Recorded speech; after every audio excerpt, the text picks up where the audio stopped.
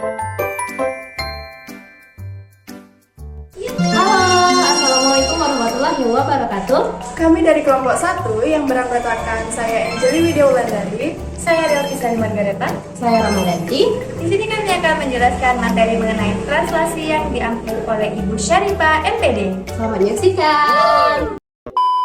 Kalian tahu nggak sih apa itu translasi? Translasi adalah konsep transformasi geometri berupa sebuah titik dalam suatu bidang atau ruang dipindahkan ke posisi baru sesuai dengan pergeseran yang ditentukan. Contohnya, seperti ketika kita mengangkat dan meletakkan buku dari rak meja atau ketika sebuah mobil bergerak lurus di jalanan. Konsep translasi berdasarkan koordinat kartesis ada 4. Yang pertama, bergeser ke kanan berarti mewakili pergeseran ke arah sumbu X positif. Bergeser ke kiri berarti mewakili pergeseran ke arah sumbu X negatif. Bergeser ke atas berarti mewakili pergeseran ke arah sumbu Y positif. Bergeser ke bawah berarti mewakili pergeseran ke arah sumbu Y negatif. Nah, selanjutnya rumus dari translasi. Nah, jika ada titik A, di mana titiknya X, Y, ditranslasikan ke A, B, maka akan menghasilkan bayangan atau hasil dari translasinya yaitu X aksen, Y aksen. Nah, X aksen dan Y aksen ini didapatkan dari penjumlahan dari titik awal dan titik translasinya. Nah, misalnya seperti X aksen itu didapatkan dari X ditambah A dan Y aksen itu didapatkan dari Y ditambah B. Konsep translasi itu ada 3, yaitu ada titik, garis, dan bidang. Nah, yang pertama itu translasi pada titik. Contohnya, tentukan bayangan titik A minus 4,5 jika digeser 2021 satuan ke kanan dan 2022 satuan ke kiri. Nah, untuk menyelesaikannya, kita dapat menggunakan rumus yang telah dibahas tadi. Maka didapat titik A minus 4,5 ditranslasikan 2021, minus 2022. Kenapa minus 2022? Karena dia digeser ke satuan ke bawah, maka hasilnya minus 2022. Maka hasil bayangannya yaitu X aksen, Y aksen. Nah, untuk mendapatkan hasil bayangan, kita perlu menjumlahkan titik awal dengan titik translasinya.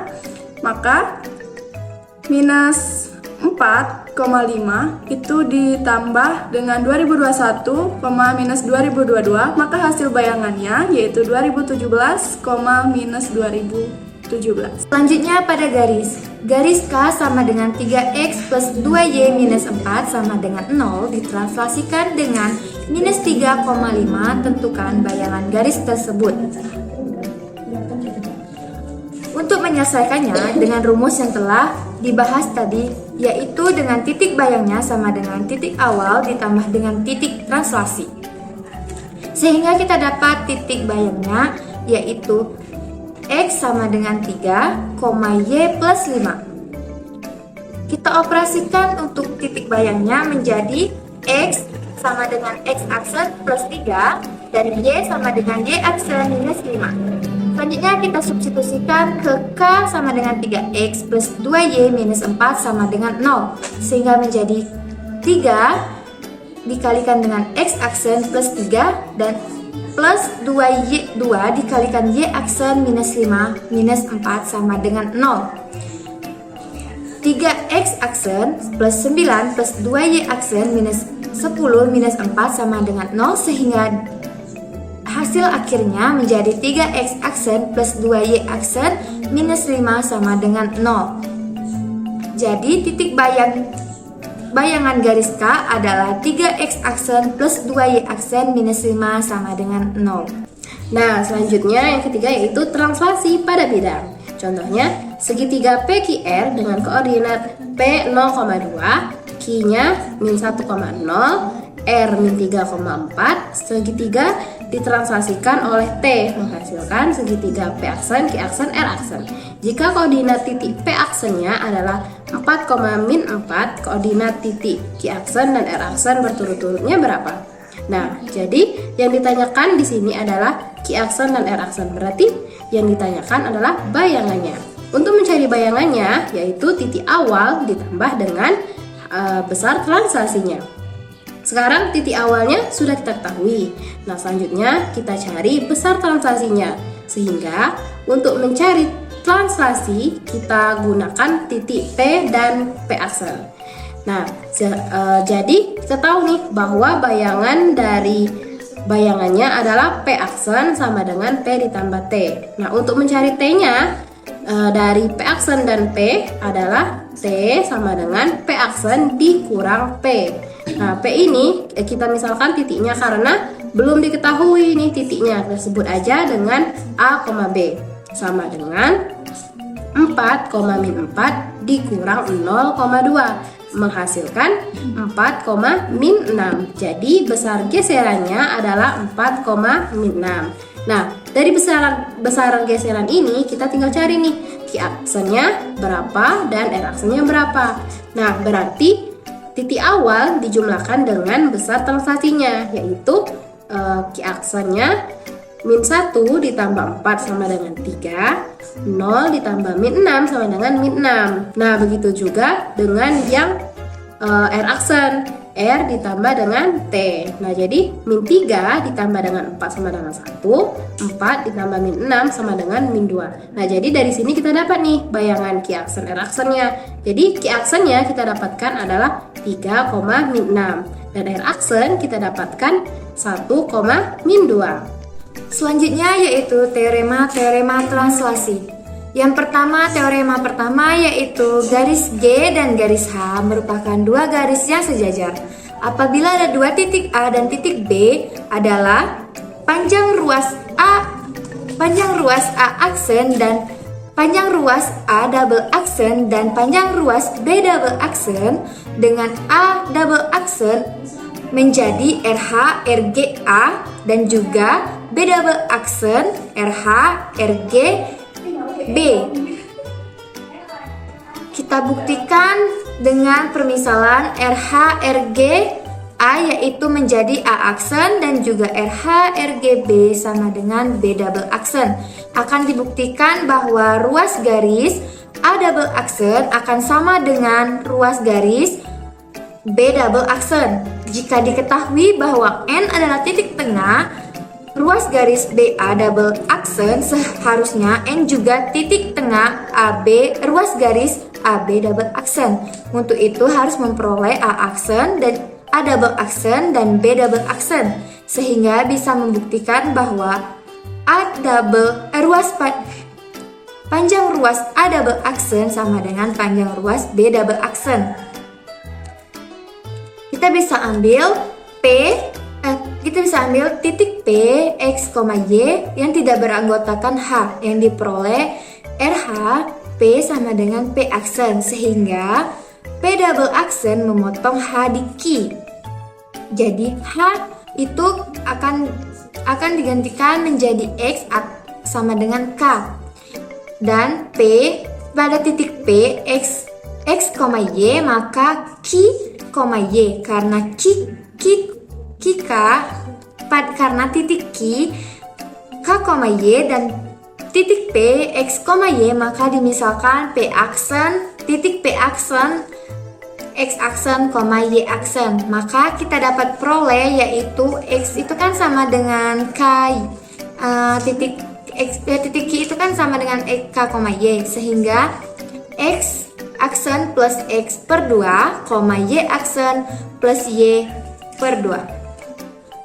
Sehingga kita bisa memperoleh hasil dari X aksen dan juga Y aksen, yaitu untuk X aksennya kita peroleh menjadi 2K minus X dan juga Y aksennya kita hasilkan dengan Y. Selanjutnya kita substitusikan dengan yang kita peroleh tadi dengan P aksen atau RH. Jadi titik RH minus X, Y itu akan menghasilkan 2K plus X, Y. Sehingga jika titik A, A1, A2 dan titik B, B1, B2, maka A aksennya akan kita peroleh dengan 2K plus A1, A2.